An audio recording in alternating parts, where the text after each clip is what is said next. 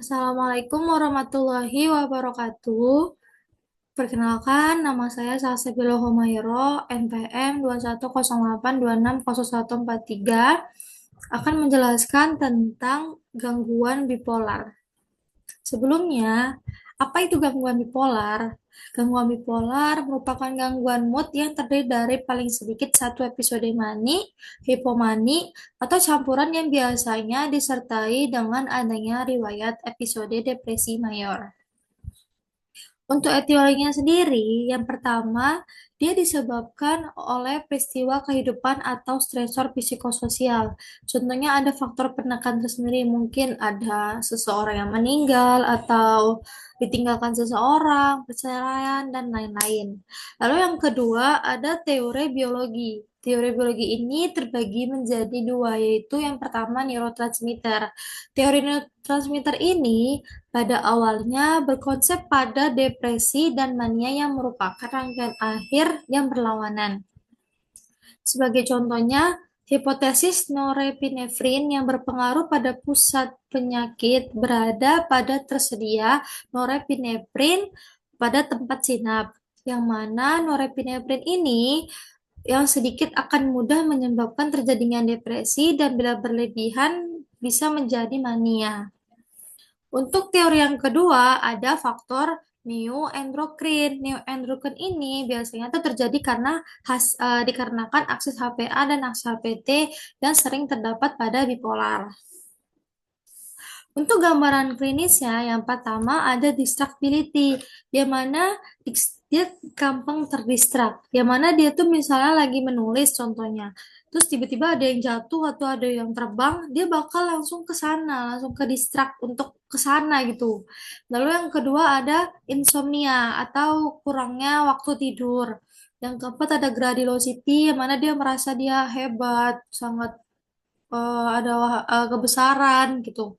Lalu ada flight of idea yang mana dia memiliki ide-ide yang banyak, tapi ide-ide itu tidak terjalankan. Lalu ada flight of idea, itu flight of idea. Lalu ada activities, yang mana dia lebih aktif, lebih semangat, lebih mau ngerjain semua tanpa ada waktu lelah. Lalu ada speech, dia akan terus berbicara dan akan ada tekanan terus mau bicara mau bicara mau bicara tanpa dia lelah, terasa lelah lah gitu, tapi banyak bicara. Lalu ada talklessness.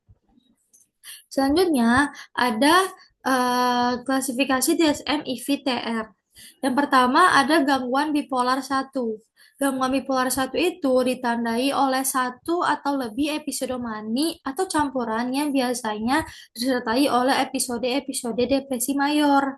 Yang kedua ada gangguan bipolar 2. Gangguan bipolar ini dia gambaran utamanya ditandai oleh terjadinya satu atau lebih episode depresi mayor yang disertai oleh paling sedikit atau episode hipomani.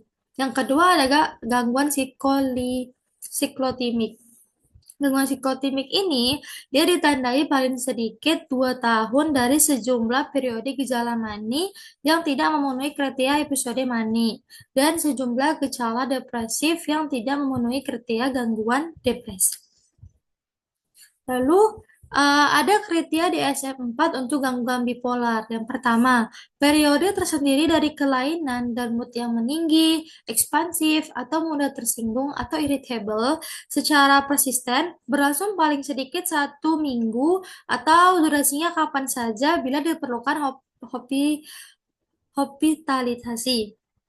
Lalu yang kedua, selama periode gangguan mood, 3 atau lebih gejala berikut ini adalah menetap, dan 4 jika moodnya hanya mudah tersinggung, dan ditemukan pada derajat bermana yang ditambahkan dengan gejala utama.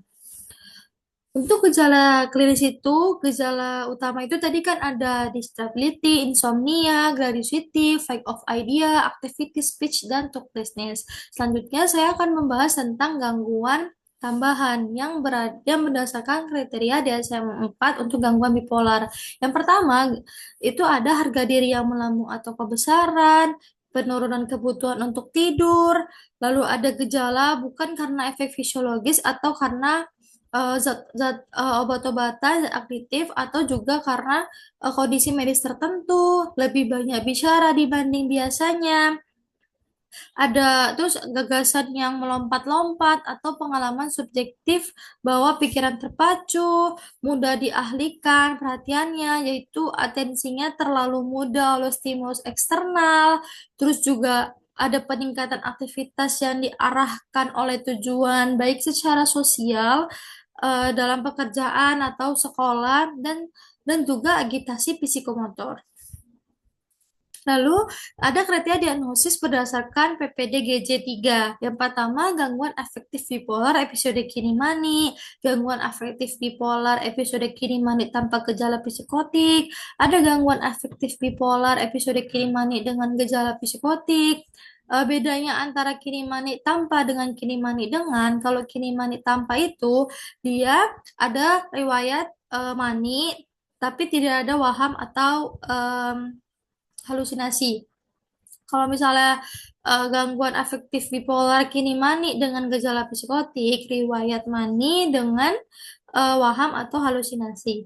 Lalu ada gangguan afektif bipolar, episode kini depresif, berat tanpa gejala psikotik. Ada riwayat depresi sebelumnya tanpa waham ataupun halusinasi. Lalu ada gejala afektif bipolar, itu episode kini depresif dengan gejala psikotik, itu umumnya dia ada riwayat depresi, ditambah dia juga ada waham dan halusinasi. Untuk penata laksananya bisa diberikan mood stabilizer. Mood stabilizer itu bisa asam valproat 250 mg dikali 3 kali 1 dan litium 300 mg 1 kali 1. Lalu untuk fasenya, fase akutnya diberikan selama 3 sampai 8 minggu, fase kontinuasionalnya diberikan selama 2 sampai 6 bulan dan fase maintenance-nya selama 1 tahun. Untuk prognosisnya tergantung dari frekuensi dan lama episode serta respon terhadap pengobatan. Pasien dengan gangguan bipolar 1 memiliki prognosis yang lebih jelek dibandingkan dengan gangguan depresi. Lalu status pekerjaan yang buruk, ketergantungan alkohol, gambaran psikotik, ada gambaran depresif, dan jenis kelamin pria, itu merupakan faktor yang lebih mempengaruhi dari prognosis. Lalu juga ada durasi episode mani yang singkat, onset usia lanjut, sedikit pemikiran bunuh diri, dan sedikit gangguan psikiatri atau kondisi lainnya, itu yang menyertai membuat prognosisnya lebih baik. Berikut referensi yang saya gunakan untuk presentasi hari ini. Sekian dari saya. Apabila ada kesalahan, saya mohon maaf, dan kepada Allah saya mohon ampun. Assalamualaikum warahmatullahi wabarakatuh.